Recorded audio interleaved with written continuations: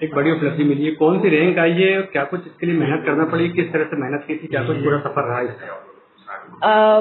मेहनत तो जैसे कि मैंने सीरीज वगैरह काफी सॉल्व की है, स्टैंडर्ड बुक्स रेफर करी है, एनसीईआरटी का कई बार किया है।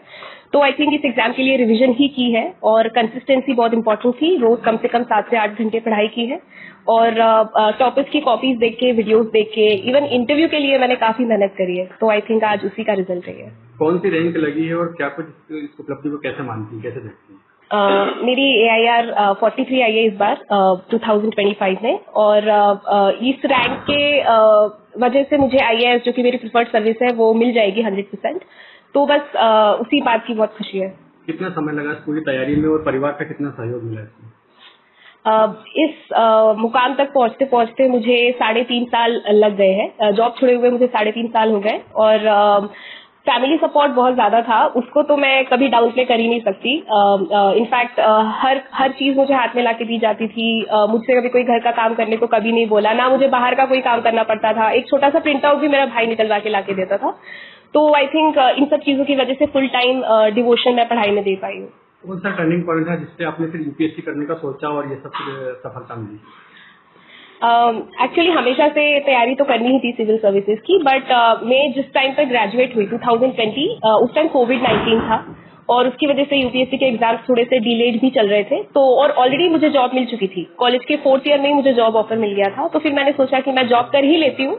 तो फिर जब जॉब करने लगी तो रियलाइज हुआ कि इसमें भी मुझे इंटरेस्ट तो आ रहा था, बट मैं फिर अपना लॉन्ग टर्म गोल जो कि सिविल सर्विसेज था उसकी पढ़ाई नहीं कर पा रही थी जॉब के साथ साथ। तो फिर इसलिए मैंने जॉब छोड़ी। IAS में एक हायर रैंक आई है आपकी, तो अब क्या ऐसा कुछ बदलना चाहेंगे सिस्टम में? ऐसा क्या बदलाव लगता है आपको कि जो होना चाहिए? मेरे हिसाब से 2 इश्यूज बहुत क्लोज है मेरे हार्ट के। एक तो है विमेन एम्पावरमेंट और काफी हर फील्ड में आजकल विमेन अपनी प्रेजेंस दर्ज कर रही है और आई थिंक क्योंकि being a female I represent all those interest.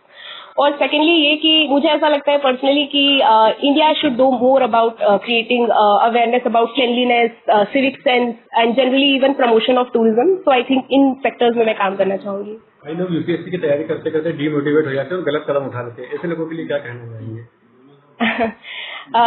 मेरा ये कहना होगा कि इस एग्जाम को एग्जाम की तरह ले। ऐसा जरूरी नहीं है कि इसको आप अपनी लाइफ मान लें।